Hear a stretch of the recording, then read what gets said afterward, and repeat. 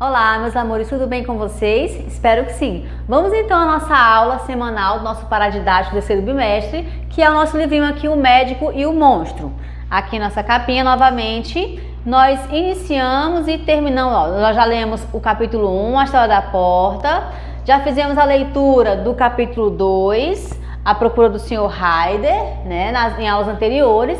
Na aula passada, o capítulo 3, o Dr. Jekyll está tranquilo. E na aula de hoje nós iremos iniciar, né, se der tempo, né, dentro do nosso tempo de aula, vamos concluir a leitura do capítulo 4, que é o caso Cário. Vamos começar então? Abra o livrinho de vocês, então, no capítulo 4, que se inicia na página 64. Pega o livrinho de vocês e vamos lá, a nossa leitura de mais um capítulo desse livro extraordinário.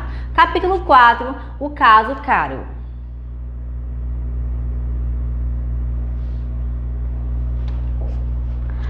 Cerca de um ano mais tarde, em outubro de 18, Londres foi abalada por um crime de extraordinária ferocidade e que superou outros, também famosos por envolver uma vítima de alta posição. Uma criada que vivia sozinha numa casa não muito longe do rio, havia subido para dormir por volta das 11. A névoa cobrira a cidade nas primeiras horas, mas à noite estavam sem nuvens e a viela, para onde dava a janela da criada, era brilhantemente iluminada pela lua cheia. A moça devia ser romântica e se sentou sobre a mala, embaixo da janela, mergulhando em desvaneio. Nunca, ela costumava dizer em lágrimas quando narrava a experiência, tinha se sentido mais em paz com todos os homens ou mais enternecida com o mundo. Foi então que percebeu um belo cavalheiro, já de idade, com cabelos brancos, se aproximando da arruela. Ao seu encontro ia um outro cavalheiro bastante baixo, a quem o primeiro não deu muita atenção. Quando estava ao alcance do ouvido de o que era extremamente sobre os olhos da criada, o mais velho inclinou-se e saudou o outro num bonito gesto de polidez. Não parecia que ele estivesse falando sobre assunto de importância. Pelas aparências, devia estar apenas pedindo informação sobre o caminho. A lua bateu sobre o rosto do cavalheiro mais velho, enquanto ele falava, e a moça teve prazer em olhá-lo. Parecia irradiar inocência e bondade e também uma justificada autossatisfação. Olhando para o outro homem, a criada se surpreendeu em reconhecê-lo com um certo Sr. Hyde, que uma vez visitara seu patrão e por quem ela sentira antipatia. Ele tinha em sua mão uma bengala pesada com o qual brincava. Não respondeu uma palavra sequer ao outro e parecia ouvi-lo com mal contida impaciência. De repente, irrompeu em fúria, batia o pé, brandia a bengala e portava-se, segundo a descrição da criada, como um louco. O mais velho recuou, totalmente surpreendido e um pouco magoado. Nesse momento, Hyde perdeu os comandos e jogou-o no chão. Logo, com a fúria de um gorila, pisou sua vítima com os pés, enchendo-o de golpes que lhe quebraram os ossos. Depois, empurrou o corpo da calçada para a rua. Diante do horror dessa cena, a moça desmaiou. Eram 2 da manhã quando ela voltou a si e chamou a polícia. O assassino já tinha ido embora há muito tempo. Já fazia sua vítima no meio da arruela, incrivelmente mutilada. A bengala com a qual o crime foi cometido, embora de alguma maneira muito forte e pesada, tinha se quebrado no meio com a crueldade dos golpes. Uma das partes despedaçadas rolou para a sarjeta, a outra, sem dúvida, havia sido levada pelo assassino. Uma bolsa e um relógio de ouro foram encontrados com a vítima, mas nenhum cartão ou documento, exceto o envelope fechado e selado que provavelmente ele levava ao correio e que trazia o nome e o endereço do Sr. Utterson. O envelope foi entregue ao advogado na manhã seguinte, antes de ele sair da cama, e mal o olhou, tendo sabido das circunstâncias do crime, falou: "Não vou dizer nada antes de ver o corpo, isto pode ser muito sério. Tenho a gentileza de aguardar enquanto eu me visto." Com a mesma gravidade, ele tomou depressa de jejum e dirigiu-se à delegacia de polícia, para onde o corpo tinha sido levado. Tão logo entrou, fez um sinal com a cabeça. "Sim, eu o reconheço. Lamento dizer que se trata do Sr. Danvers Cário." "Meu Deus, senhor!" exclamou o policial. "É possível?" E nesse momento, em seus olhos brilhou a ambição profissional. "Isso vai fazer um tremendo barulho e talvez o senhor possa ajudar-nos com um homem."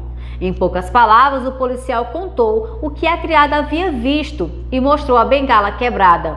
Utterson já tinha pensado no nome de Hyde, mas quando viu a bengala não teve mais dúvida. Mesmo quebrada e usada como estava, ele a reconheceu como sendo um presente que dera a Henry Jekyll anos atrás. Esse Sr. Hyde é um homem baixo? É bastante baixo e de má aparência, segundo o que disse a criada, explicou o policial. Utterson refletiu e, levantando a cabeça, disse: se você vier comigo no carro, acho que posso levá-lo até a casa dele. Eram por volta das 9 da manhã e levantava-se a primeira névoa da estação.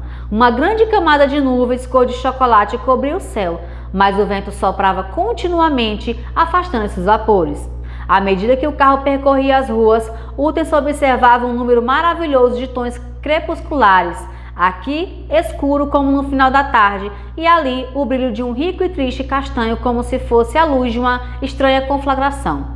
Agora, por um momento, a névoa se dissipa e um pálido jorro de luz do dia brilha entre as nuvens do redemoinho. E aqui, antes da leitura, nós temos na página 67, 66, a cena aqui, dessa escuridão que ele vem narrando aqui nessa historinha. Continuando. O sombrio bairro do Soho, visto por esses reflexos cambiantes, com seus caminhos emeados e passantes desleixados, com lâmpadas que nunca se apagaram ou foram gentilmente acesas para combater essa triste reinvasão das sombras. Parecia, aos olhos do advogado, semelhante a um bairro de alguma cidade só vista em pesadelo. Seus pensamentos, sobretudo, traziam mais pesadas tintas. E quando ele olhava para o seu companheiro no carro, tinha certeza de que algo daquele terror da lei e dos ofícios da lei podia, a qualquer momento, atingir os cidadãos mais honestos. Quando o carro chegou diante do endereço indicado, a névoa havia se dissipado um pouco, deixando que se visse a rua suja, uma casa de bebidas, um restaurante francês de porão, uma loja de varejo de gêneros de um pernil ou dois, muitas crianças ou farrapos nas portas e mulheres de diferentes nacionalidades caminhando com a chave na mão para um primeiro copo. No momento seguinte, a névoa voltou sobre aquela parte da cidade escura como um ambar, tirando-lhe os olhos daqueles arredores deprimentes.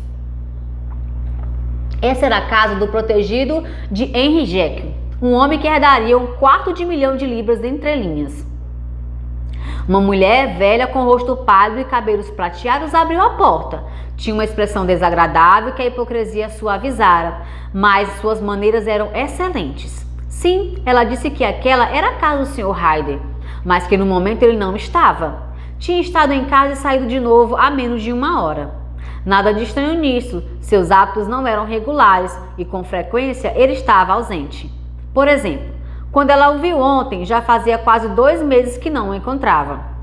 Muito bem, nós queremos ver esses quartos, disse o advogado.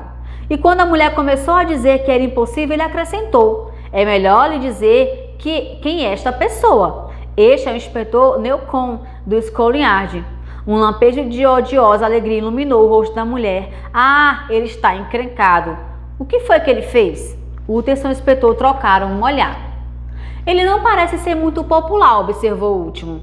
E agora, minha boa senhora, deixe que eu e esse cavalheiro demos uma olhada por nossa conta. De toda a extensão da casa, que, se não fosse pela velha, se achava vazia, o Sr. Hyde só usava 2 quartos. Esses, porém, eram mobiliados com luxo e bom gosto. Um armário estava cheio de vinho, havia peças em prata e toalhas de mesa elegantes. Uma boa pintura estava pendurada na parede, um presente útil se supunha de Henry Jekyll, que era um conhecedor. Os tapetes eram de variados tipos e de agradáveis cores. Neste momento, porém, as peças pareciam ter sido recente e rapidamente reviradas. Havia roupas jogadas no chão com os botões para fora, gavetas a chaves deixadas abertas e lareira, um monte de cinza como se muitos papéis tivessem sido queimados. Desse recalco, o inspetor retirou o canhoto de um talão de cheques verde que havia resistido à ação do fogo. A outra metade da bengala foi encontrada atrás da porta. Com isso, intensificava-se as suspeitas. O oficial declarou-se satisfeito. Uma visita ao banco, onde milhares de libras tinham sido creditadas ao assassino, completaria sua gratificação. Pode ficar tranquilo, senhor, disse ele a Utterson. Eu o tenho em minhas mãos. Ou ele deve ter perdido a cabeça ou nunca teria deixado a bengala ou especialmente queimado o talão de cheques. Ninguém vive sem dinheiro. Não temos nada a fazer além de esperar por ele no banco e pegar os papéis. Isso, porém, não era tão fácil de fazer.